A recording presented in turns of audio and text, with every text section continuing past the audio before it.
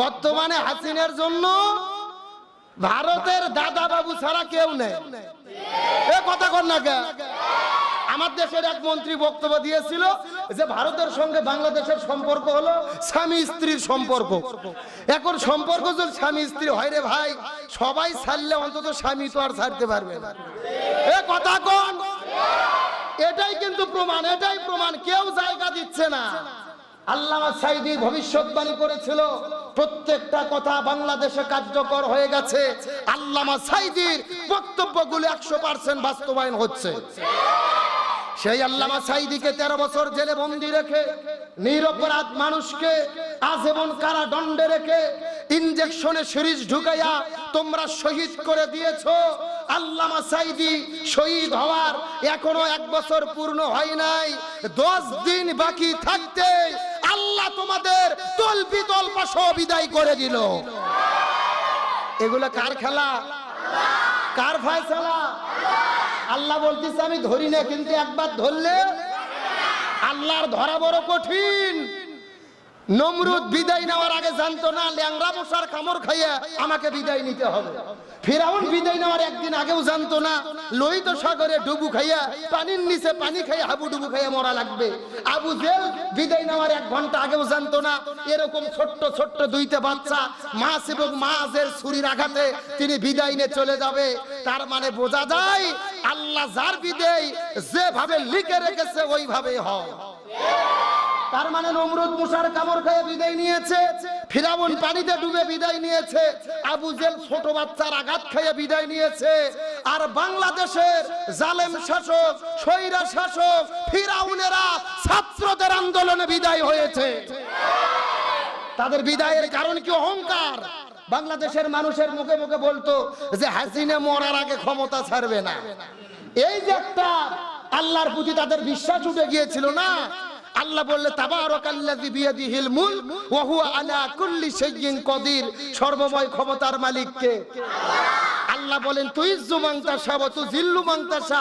আমি আল্লাহ যাকে খুশি সম্মানের চেয়ে দেই, যাকে খুশি অপমানিত করি। তার মানে বোঝা যায় আল্লাহ যখন যাকে অপমানিত করে ও আর থাকতে পারে না। আপনারা দেখেছেন গতকালকে গণভবনে, যেই গণভবনে শেখ হাসিনা থাকতো, বাংলাদেশের জনগণ গণভবন দখল করে নিয়ে গণভবনের মধ্য থেকে শেখ হাসিনার শাড়ি নিয়ে কেউ দৌড়াচ্ছে, ল্যাপখাতা কম্বল নিয়ে কেউ দৌড়াচ্ছে, এমনকি শেখ হাসিনার পেটিকোট পর্যন্ত তার বাঁচার মধ্যে নাই। আল্লাহ আকবার কোন? এক ভাই গিয়েছে গণভবনের ভেতরে খাটের মধ্যে, যেই খাটে শেখ হাসিনা ঘুম পারতো ওই খাটের মধ্যে শুয়ে পায়ের উপরে পা দিয়ে বলতিছে আজকে গণভবন দখল করেছি, হাসিনার খাটের উপরে শুয়ে পড়েছি। তার বাসার মধ্যে মাছ নিয়ে দৌড়াচ্ছে, কেউ হাঁস মুরগি নিয়ে দৌড়াচ্ছে। এই রকম একটা আনন্দ ঘন দিন দেখার জন্য বাংলাদেশের মানুষেরা 18 বছর 16 বছর ধরে প্রস্তুতি নিয়েছিল। আলহামদুলিল্লাহ গণভবন দখল করার পরে গণভবনে ঢুকে হাজারো মানুষেরা শুকরিয়া করে সেজদা দিয়ে আল্লাহর প্রশংসা আদায় করেছে। আলহামদুলিল্লাহ বলেন। সংসদ ভবনের মধ্যে ছাত্ররা ঢুকে যেই চেয়ারে বসে মিথ্যা কথা বলতো সংসদ সদস্যরা, ছাত্র ভাইরা ওই চেয়ারে বসে সংসদ ভবনের মধ্যে আল্লাহর তাকবীর দিচ্ছে। তার মানে গণভবনে নামাজ আদায় জামাতে, আর আপনার সংসদে আল্লাহর তাকবীর। এর দ্বারা বোঝা যায় এই বিজয় হলো মুসলমান তৌহিদি জনতার বিজয়। বাংলাদেশে যে গণ অভ্যুত্থান হয়েছে, এই যে বিজয় হয়েছে, বাংলাদেশ আবার নতুন করে স্বাধীন হয়েছে। এই স্বাধীনতা হলো পিলখানার গণহত্যার জবাব। এই স্বাধীনতা হলো হেফাজতে ইসলামের কওমি মাদ্রাসার ছাত্রদের বুকে গুলি করে শহীদ করে দেওয়ার জবাব। এই বিজয় হলো হাজার হাজার আলেমদেরকে বিনা কারণে ফাঁসির দড়িতে ঝুলাইয়া বিদায় করে দেওয়ার জবাব। এই বাংলাদেশে সবচাইতে বেশি জুলুম এবং নির্যাতন করেছিল এই জালেম সরকার জামাত ইসলামী বাংলাদেশ এই দলের উপরে। গতকালকে জামাত ইসলামী বাংলাদেশের আমির যখন সর্বপ্রথম 15 বছর পরে তাদের কেন্দ্রীয় অফিস খুলেছে, অফিস খোলার পরে যখন বক্তব্য দেওয়া শুরু করবে, কান্না করতে করতে কান্নায় অস্থির হয়ে গেছে, আবেগ আপ্লুত হয়ে পড়েছেন, বক্তব্য দিতে পারছেন না, কান্না করে করে বলছেন এই আমাদের অফিস, এই আমাদের ঘর, 15 বছর ধরে জালিমেরা আমাদেরকে ঢুকতে দেয়নি, আমার ভাইদেরকে দেখা করতে দেয়নি। নিষিদ্ধ না হয়েও তারপরেও তারা আমাদেরকে মিছিল মিটিং কোনো প্রোগ্রাম করতে দেয়নি।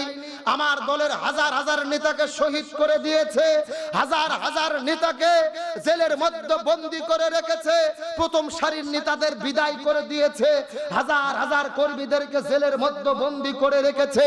তার মানে বোঝা যায় বাংলাদেশের সবচেয়ে বেশি জুলুম হয়েছে জামাত ইসলাম বাংলাদেশের উপরে। তারপরে সর্বশেষ যখন হাসিনা বুঝতে পারলো ক্ষমতা চলে যাচ্ছে, তারপরেও তিনি বসে থাকেনি, নিজের ক্ষমতার অপব্যবহার করে জোর জুলুম করে জামাত ইসলামকে নিষিদ্ধ করে দিল।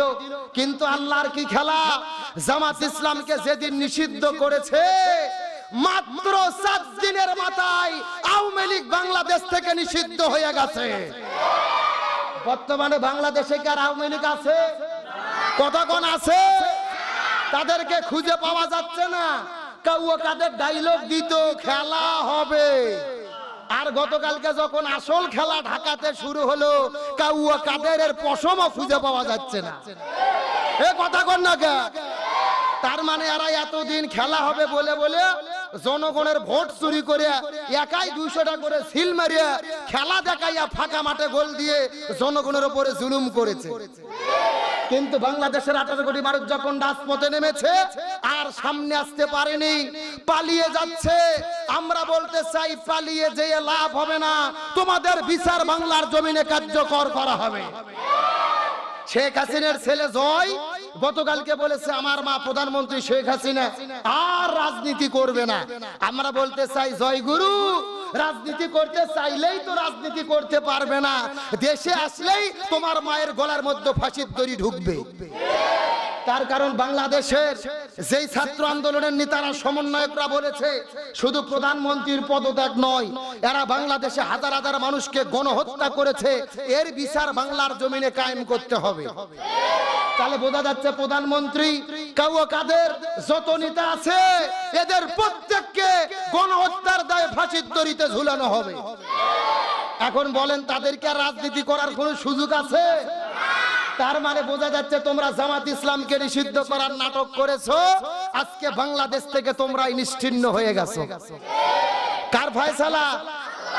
আল্লাহ বলে ওয়ামাকারু ওয়ামাকারাল্লাহ ওয়াল্লাহু খায়রুল মাকিরিন। তারাও ষড়যন্ত্র করে আর আমি আল্লাহ আমিও কৌশল অবলম্বন করি। কার কৌশল বিজয়ী হয়? এ জোরে বলেন কারটা বিজয়ী হয়? গতকালকে যখন সেনা প্রধান সর্বপ্রথম ফেসবুকে বক্তব্য দেওয়া শুরু করলো, প্রথমেই তিনি বলছে আপনারা শান্ত হন, আমরা জামাত ইসলামের আমিরের সঙ্গে মিটিং করেছি আলহামদুলিল্লাহ। কোন সর্বপ্রথম বলেছে জামাতের আমিরের সঙ্গে বৈঠক হয়েছে, বিএনপির নেতাদের সঙ্গে বৈঠক হয়েছে, আসিফ নজরুল স্যারের সঙ্গে বৈঠক হয়েছে। ওদের নাম পরে আগে জামাতের আমিরের নাম। তার মানে সেনাবাহিনীর প্রধানও জানে বাংলাদেশকে শান্তি করতে হলে, এই বাংলাদেশকে শান্তি প্রতিষ্ঠা করতে হলে তরুণ প্রজন্মের জামাত শিবিরের দরকার। আজকে তোমরা 7 দিন আগে যেই জামাতকে নিষিদ্ধ করলে, আজকে সেই জামাতের আমির গণভবনের মধ্যে প্রথমেই ঢুকেছে। খবর পাওয়া যাচ্ছে সেনা প্রধান সর্বপ্রথমে জামাতের আমিরকেই ফোন করেছে।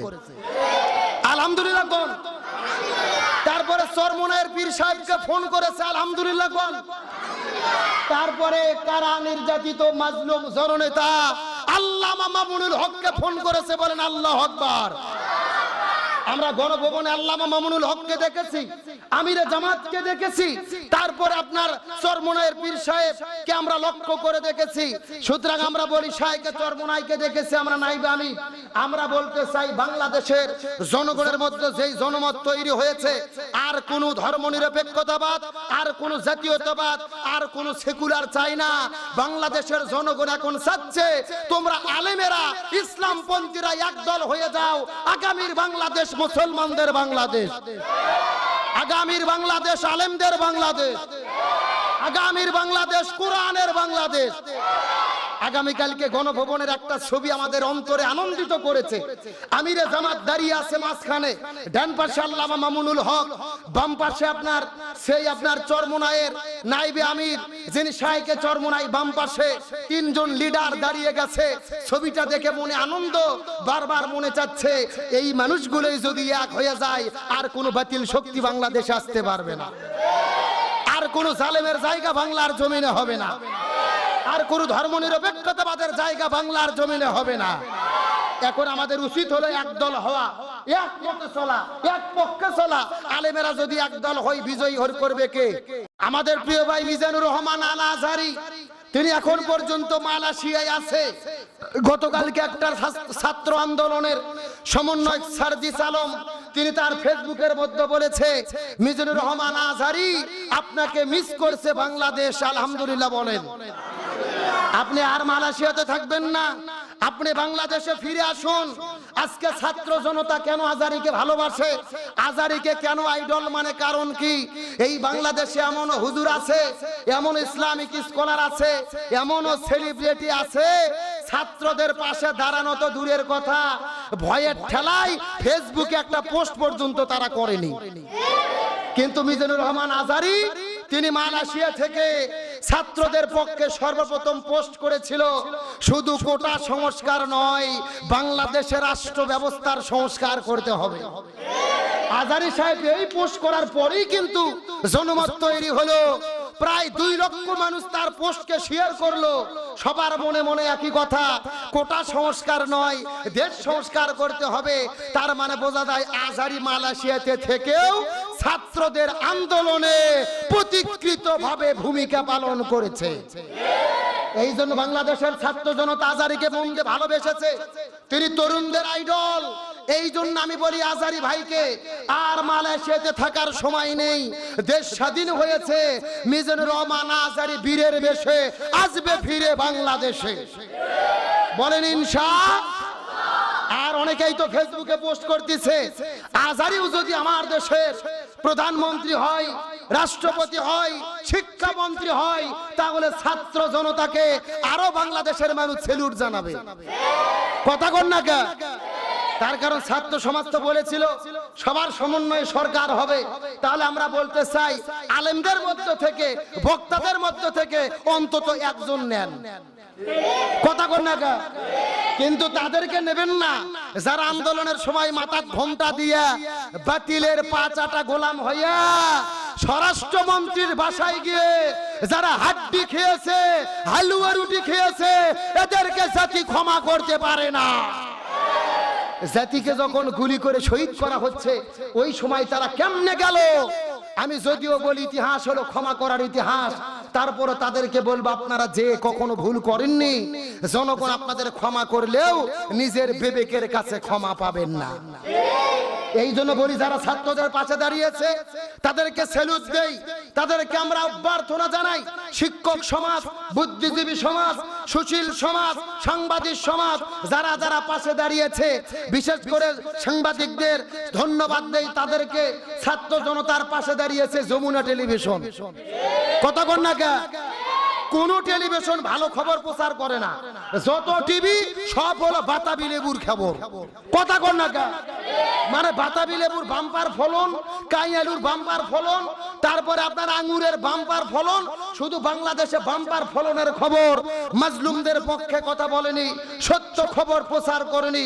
আমরা বলতে চাই এরা জাতির বিবেক হতে পারে না, এরা জাতির চূড়ান্ত শত্রু।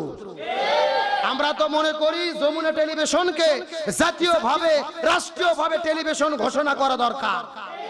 এই সমস্ত যমুনা টেলিভিশনের সাংবাদিকদেরকে স্যালুট দেওয়া দরকার, সম্মান করা দরকার, কারণ তারাই এই বাংলাদেশে এই অভ্যুত্থানের জন্য বাংলাদেশের মানুষকে সজাগ রেখেছিল।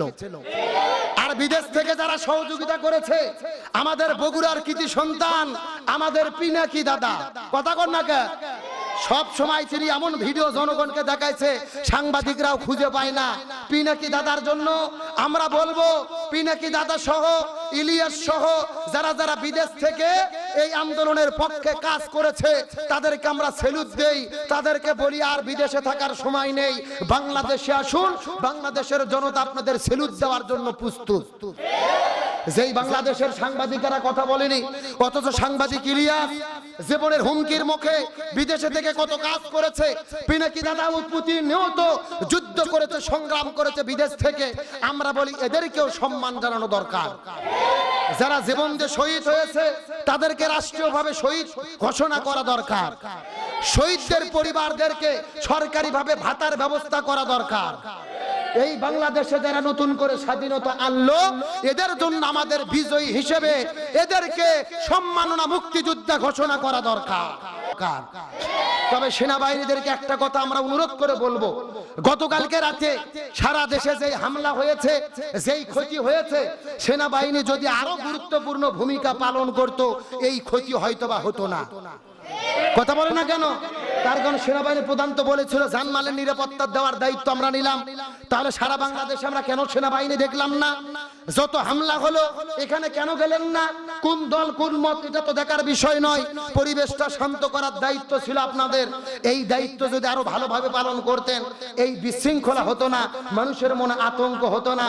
তবে সর্বশেষ আমরা বলি, ভারত যতই ষড়যন্ত্র করুক, যতই রোয়া পাঠাক না কেন, এই বাংলাদেশের 18 কোটি মানুষ রাস্তায় নেমেছে।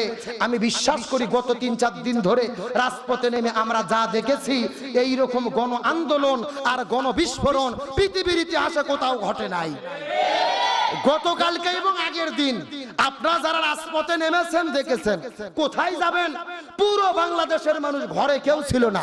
প্রত্যেকটা রাস্তা বলো, প্রত্যেকটা জায়গা বলো, কোটি কোটি মানুষ রাস্তায় নেমে এসেছে। তার মানে বোঝা যায় যতই ষড়যন্ত্র করো বাংলাদেশের মানুষের ভয় ভেঙে গেছে। ছাত্র জনতাকে সেলুট, তারা পথ দেখাইয়া দিয়েছে। এই জাতি ইনশাআল্লাহ আর কখনো পথ হারাবে না। জোরে বলেন ইনশাআল্লাহ। তারা যতই ষড়যন্ত্র করুক কাজ হবে না, জনগণের সরকার কায়েম হবে। তাহলে সর্বশেষ একটা কথা বলি, আমি আপনাদের মধ্য থেকে বিদায় নেই। তাহলে বলেন তো এজিদ কয়টা কাজ করেছিল? তারপরে এজিদ কি ক্ষমতায় থাকতে পারছে? জোরে বলেন পারছে? সর্বশেষ এজিদের লাঞ্ছনা বঞ্চনা করেছেন কে? আরো জোরে বলেন। ইতিহাসের মধ্য থেকে পাওয়া যায় এই এজিদ যখন বিদায় নিয়ে চলে যাবে তার এমন একটা রোগ আল্লাহ তাআলা দিয়েছে, পানি পান করতে পারে নাই, লাপালাপি করেছে, শরীরটা রক্তাক্ত হয়েছে। ক্ষমতায় ছিল, জোর করে দখল করার পরে 3.5 বছর পরে এজিদ বিদায় নিয়ে চলে গেল। এই যে হোসাইনকে শহীদ করার পরে বলেছিল হোসাইনের নাম গন্ধ থাকলো না, আমি সবকিছু বিজয় করে দিলাম। কিন্তু বলেন তো হোসাইন পৃথিবীতে আছে না নাই? প্রত্যেকটা গ্রামে গ্রামে হোসাইন আছে না নাই? কিন্তু বলেন তো এজিদ আছে? এজিদ থাকা তো দূরের কথা, হিন্দুরা পর্যন্ত এজিদের নাম রাখে না। এ কথা কর না কে? হিন্দুরা পর্যন্ত এজিদের নাম।